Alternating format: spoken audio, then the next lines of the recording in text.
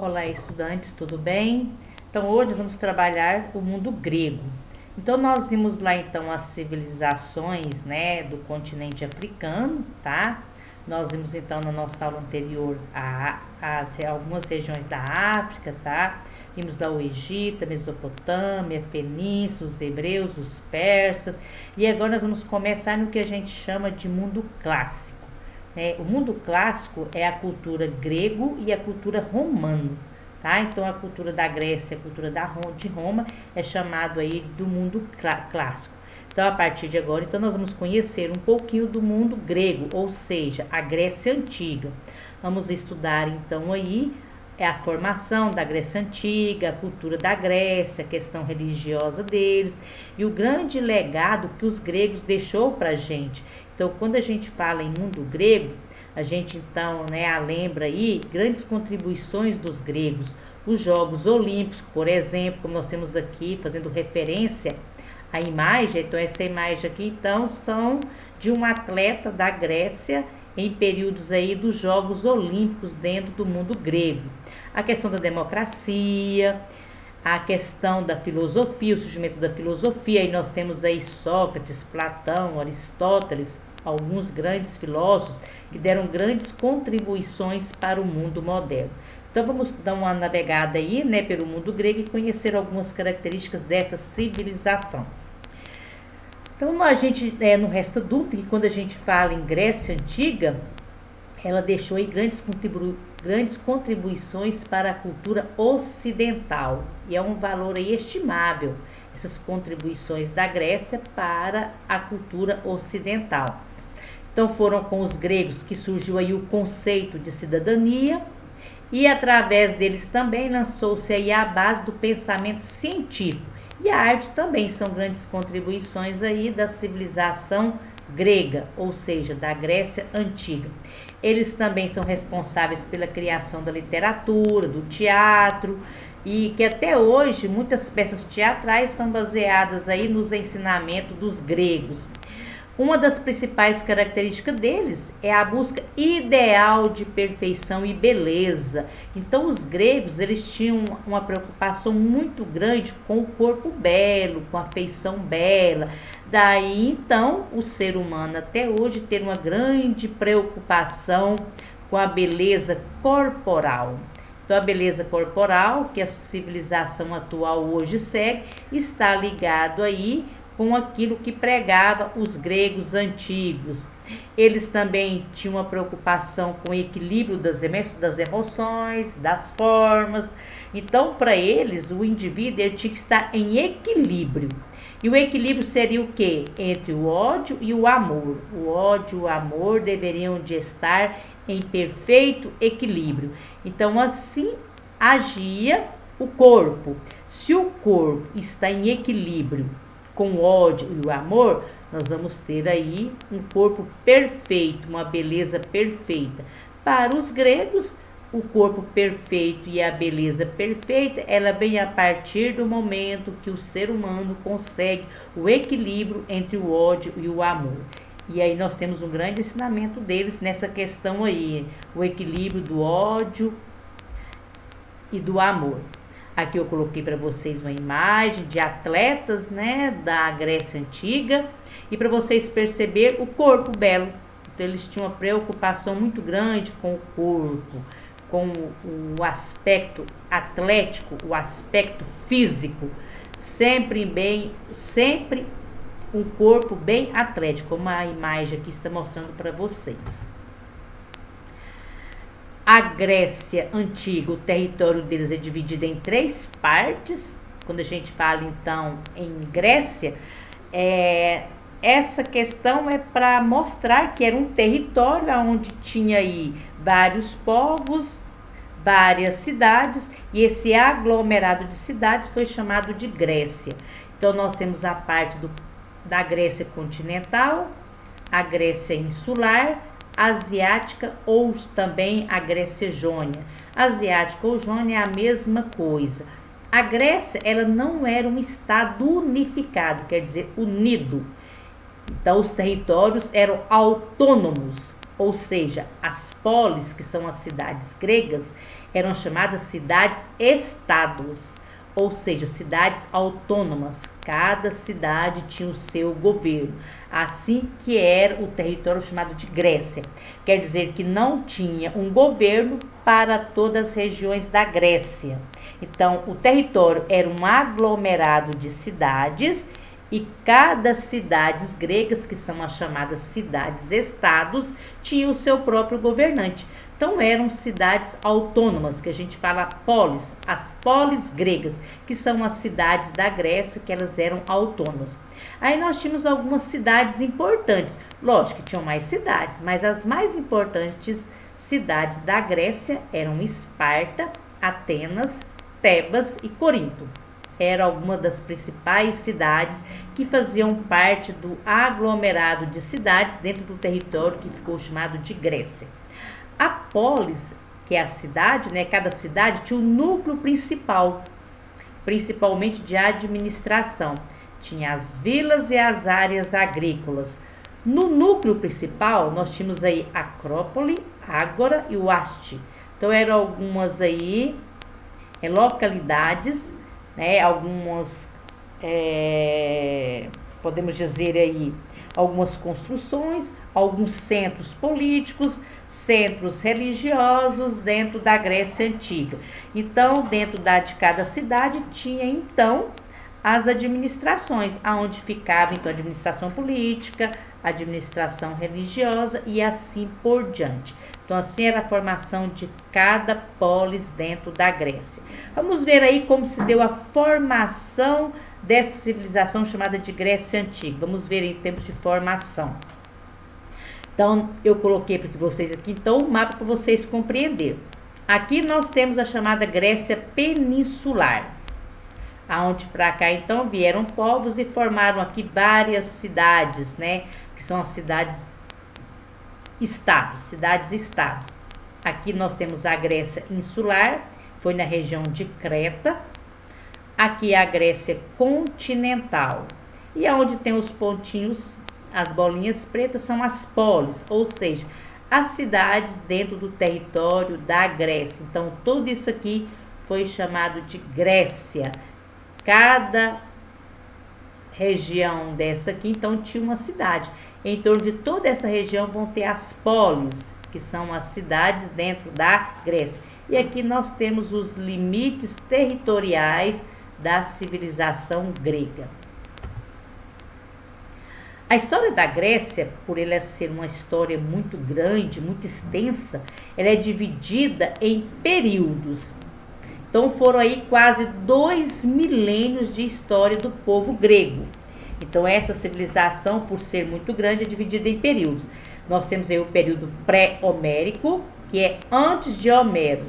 Homero, ele foi um poeta grego e ele escreveu, tá, 2 poesias importantíssimas para conhecer melhor a civilização grega, que é a Ilíada e a Odisseia. Então, são 2 poesias aí importantes, escritas por Homero. Então, aí nós temos, então, a Grécia antes de Homero e a Grécia depois de Homero. Então, o período pré-homérico vai do século 20 ao século 12 antes de Cristo. O período homérico do século 12 ao 8 a.C., o período arcaico do século 8 ao 6 a.C., período clássico do século 5 ao 4 a.C.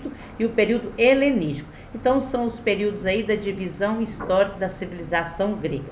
Vamos falar primeiro do período homérico, tá? Então, o período homérico, nós vamos ter aí a chegada de alguns povos dentro da região da Grécia, que são os aqueus, os jônios, os eólios e os dórios.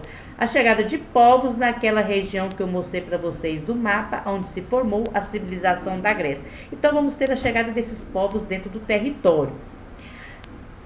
A região de marrom foi a região dominada pelos jônios. A região de lilás foram as regiões dominadas pelos eólios. As regiões de verde claro foram as regiões dominadas pelos dórios.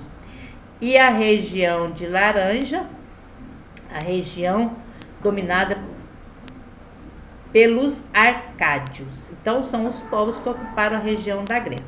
Cada povo chegou e ocupou uma região da Grécia.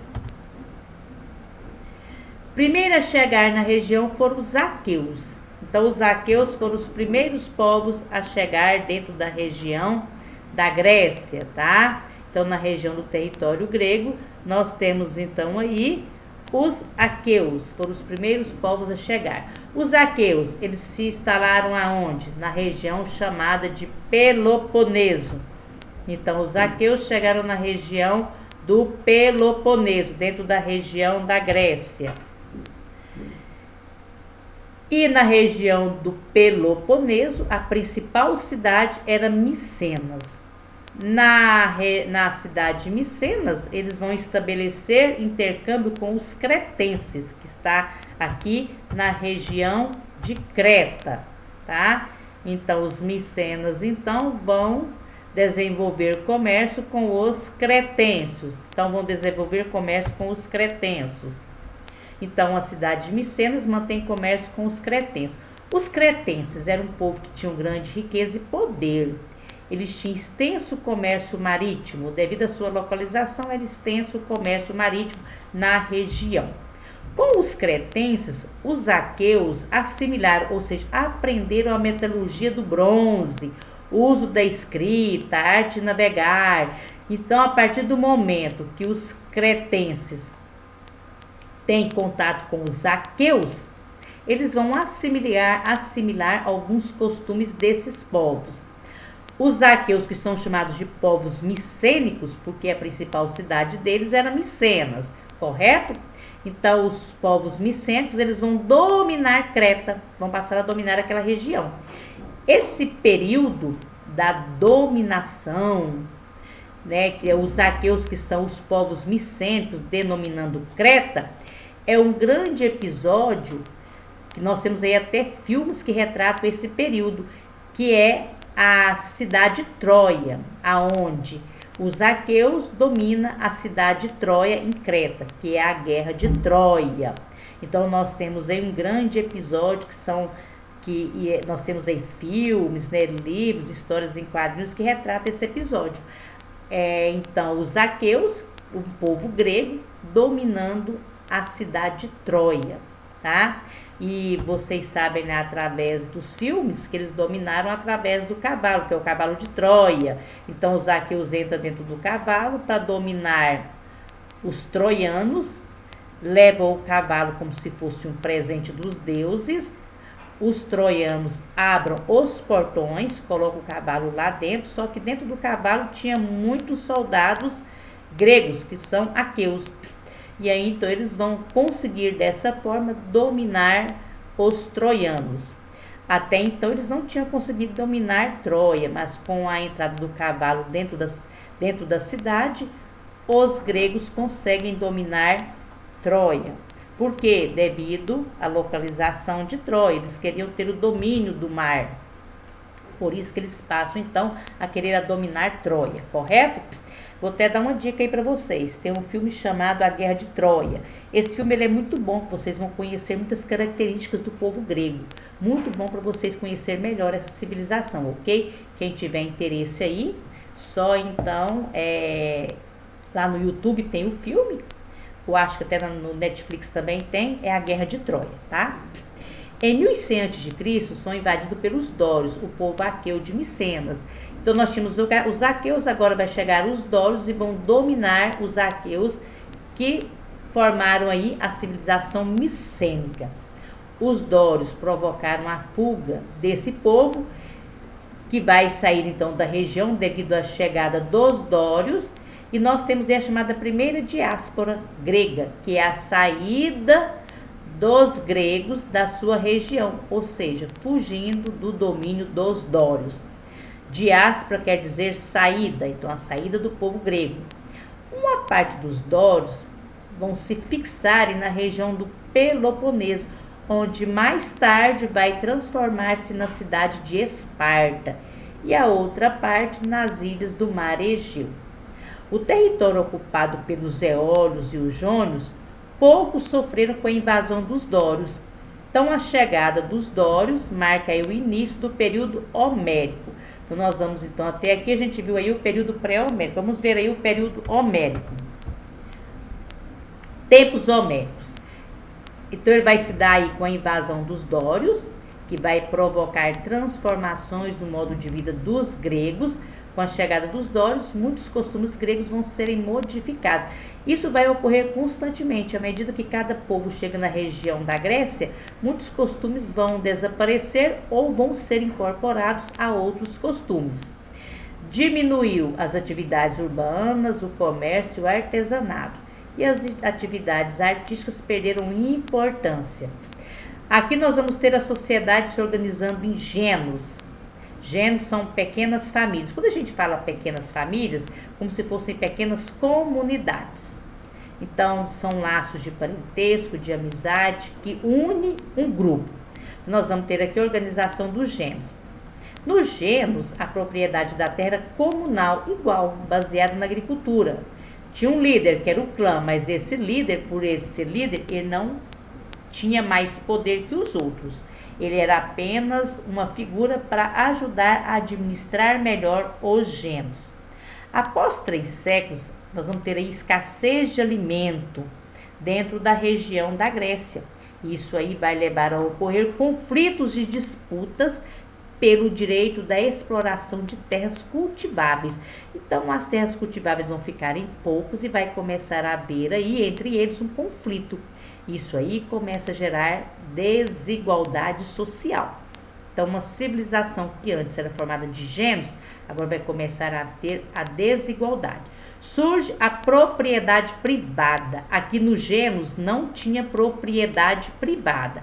Agora sim vai começar a surgir propriedade privada. Cada um dono do seu, gerando desigualdade social, e as terras mais férteis vão para os eupátridas, que são as pessoas que vão ficar com as melhores terras.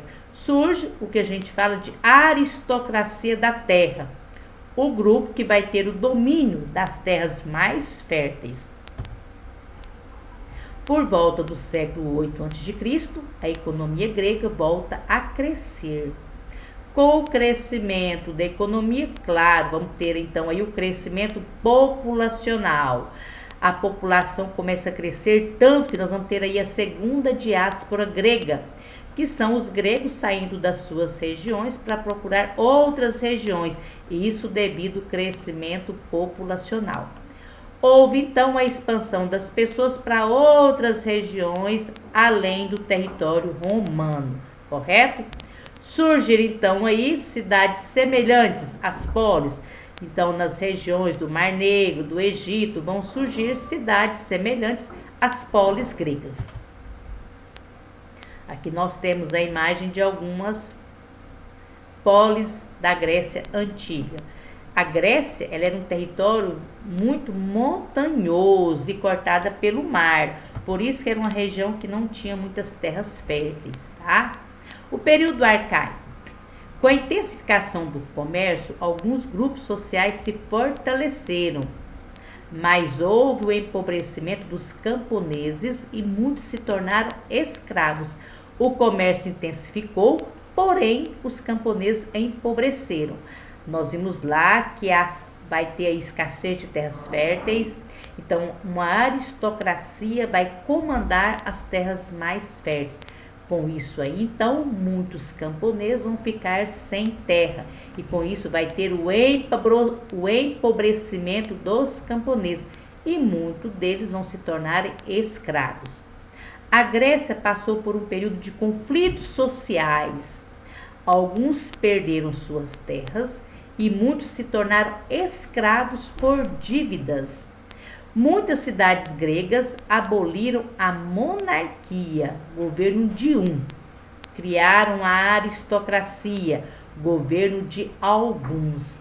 As tensões ocasionadas pelo aumento do poder econômico dos grupos dos privilegiados levou a uma reformulação das relações sociais. Em Atenas, por exemplo, surgiu a democracia, que significa governo da maioria. Então, com o período arcaico, nós vamos ter então aí uma maior divisão social dentro da civilização grega. E quando nós temos muita divisão social, vamos ter também conflitos sociais.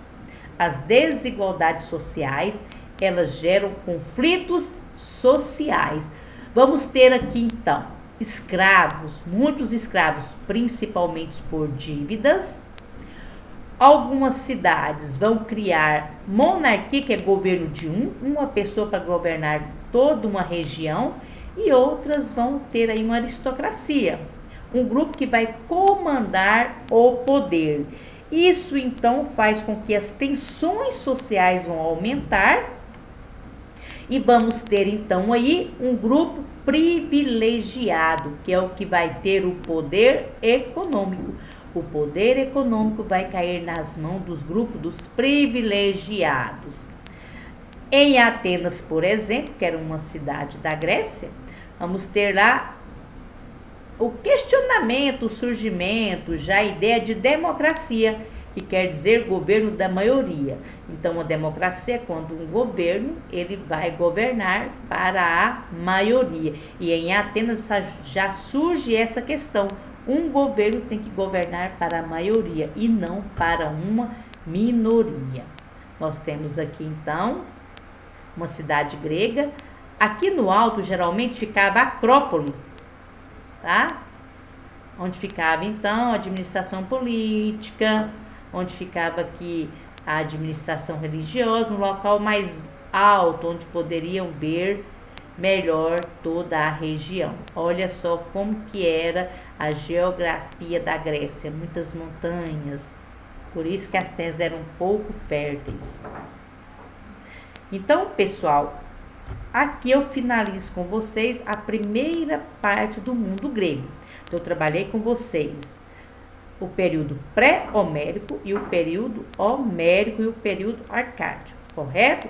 Próxima aula eu vou continuar trabalhando com vocês, tá? Lá na folhinha lá que eu vou deixar explicando o que é para ser feito nessa aula, vou deixar algumas questões para vocês responderem e não esqueçam de postar lá no Google Sala de Aula, né? Que é o... esqueci o nome agora, pessoal. Mas vocês sabem o local lá que a gente criou para vocês estarem postando as atividades. Vocês vão estar postando a atividade de vocês lá, porque eu vou estar olhando elas. E se por acaso a gente tiver que dar aí uma avaliação à distância, ela já vai servir como uma avaliação também. Certinho, estudantes aí do primeiro ano do Colégio Valdemar. Qualquer dúvida, entram lá, podem deixar lá qualquer dúvida que vocês tiveram desse conteúdo. Eu estou à disposição de vocês para tirar qualquer dúvida de vocês, ok? Ficam todos com Deus.